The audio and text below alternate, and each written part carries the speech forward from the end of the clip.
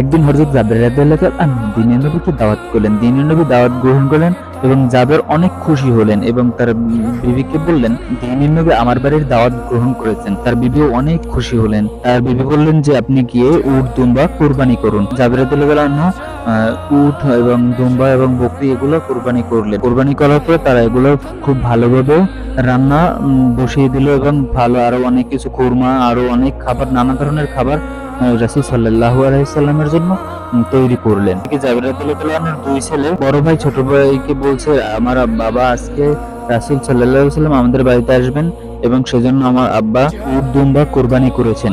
ছোট ভাই বড় ভাইকে বললেন, ভাই কিভাবে আব্বা কুরবানি করলেন? বড় ভাই বলল ছোট ভাইকে যে চলো তোমাকে দেখাচ্ছি।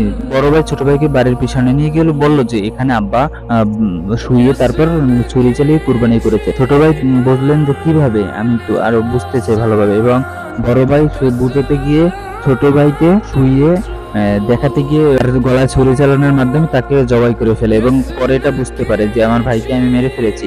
সেজন্য বড় ভাই খেজুর গাছের মাথায় উঠে বসে, বাবার ভাই খেজুর গাছের মাথায় উঠে বসে আছে। জাবের রাদিয়াল্লাহু তাআলা আনহু বাচ্চাদের খুঁজতে এসে বাড়ির পিছনে এসে দেখলো ছোট ছেলে গলা কাটা অবস্থায় পড়ে আছে। সে লাশটিকে বাসায় নিয়ে গেল এবং তার বিবিকে বলল একটা খেজুর গাছের চটাই নিয়ে আসতে, এবং সে খেজুর গাছের চটাই নিয়ে এসে দেখে ওই অবস্থা এবং সে হাউমাউ করে কান্না করে দিল।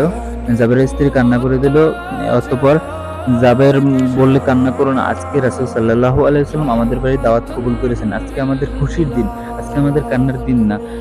অতঃপর তার বিবি নিজেকে সামলে নিল এবং তার ছেলেকে খেজুর গাছের চটাই দিয়ে ঢেকে খাটের তলায় ঢেকে রাখলো। অতঃপর বড় ছেলেকে খুঁজতে খুঁজতে যখন পাচ্ছিল না, তখন উপরে থেকে বড় ছেলে তার সব পর্যবেক্ষণ করছিল এবং অতঃপর খুব ভয় পাচ্ছিল।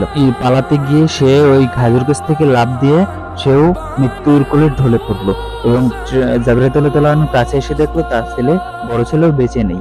তারপর তার বিবিকে বলল যে আরেকটা খেজুর গাছের চটাই নিয়ে আসলো। তা পুনরায় তার বিবি আবার হাউমাউ করে কেঁদে উঠলো। জাবের রাদিয়াল্লাহু তাআলা আবার সান্ত্বনা দিয়ে বলল, আজকে আমাদের খুশির দিন, আজকে আমাদের কান্না করা উচিত না। রাসূল সাল্লাল্লাহু আলাইহি ওয়াসাল্লাম এই অবস্থা দেখলে আমাদের বাড়িতে দাওয়াত গ্রহণ করবেন না, আমাদের বাড়িতে আসবেন না। স্বামী স্ত্রী দুজনেই নিজেদেরকে সামলে নিল এবং রাসূল সাল্লাল্লাহু আলাইহি ওয়াসাল্লাম আসার জন্য অপেক্ষা করতে লাগলেন। অতঃপর রাসূল সাল্লাল্লাহু আলাইহি ওয়াসাল্লাম তাদের বাড়িতে এসে তাশরিফ রাখলেন। তাশরিফ রাখার সাথে সাথে জিবরাইল আলাইহিস সালাম এসে বললেন, ইয়া রাসূলুল্লাহ, আল্লাহ তাআলা আপনাকে জাবেরের দুই ছেলেকে নিয়ে খাওয়ার আদেশ দিয়েছেন। অতঃপর রাসূল সাল্লাল্লাহু আলাইহি ওয়াসাল্লাম তাদের গৃহে প্রবেশ করলেন এবং জাবেরকে বললেন, ইয়া জাবের, তুমি তোমার দুই পুত্রকে আমার কাছে নিয়ে এসো এবং আমি তাদের নিয়ে খাবার খাবো। জাবের রাদিয়াল্লাহু আনহু বললেন যে ইয়া রাসূলুল্লাহ, তারা হয়তো খেলতে গেছে কোথাও, আপনি খেয়ে নিন দয়া করে। রাসূল সাল্লাল্লাহু আলাইহি ওয়াসাল্লাম বললেন, না জাবের, তুমি তাদেরকে নিয়ে এসো, আমি তাদেরকে নিয়ে খেতে চাই। জাবের স্ত্রী বললেন যে ইয়া রাসূলুল্লাহ, তারা হয়তো কোথাও খেলতে গিয়েছে, আপনি খেয়ে নিন দয়া করে। রাসূল সাল্লাল্লাহু আলাইহি ওয়াসাল্লাম আবার পুনরায় বললেন যে না, মাত্র জিবরাইল আলাইহিস সালাম আল্লাহর নির্দেশে আমাকে এসে বললেন যে জাবেরের দুটি পুত্র সন্তান আছে এবং তাদেরকে নিয়ে যেন খাই, আমি তাদেরকে নিয়ে এসো। অতঃপর জাবের রাদিয়াল্লাহু তাআলা আনহু হাউমাউ করে এবং কেঁদে উঠলেন এবং বললেন যে ইয়া রাসূলুল্লাহ, তারা আপনি আসার পূর্বেই তারা দুজন কুরবানি হয়ে গেল। পুনরায় সব ঘটনা খুলে বললেন রাসূলকে এবং রাসূল সাল্লাল্লাহু আলাইহি ওয়াসাল্লাম বললেন, ইয়া জাবের, তুমি আমার দুই পুত্রকে গিয়ে বলো যে রাসূল সাল্লাল্লাহু আলাইহি ওয়াসাল্লাম তোমাদের দেখেছে। জাবের রাদিয়াল্লাহু তাআলা ডাকার সাথে সাথে দুনো পুত্র সুস্থ সবল শরীরে একদম উঠে রাসূল সাল্লাল্লাহু আলাইহি ওয়াসাল্লামের সাথে হাজির হলেন এবং রাসূল সাল্লাল্লাহু আলাইহি ওয়াসাল্লাম তাদেরকে নিয়ে খাবার খেলেন। মাশাআল্লাহ।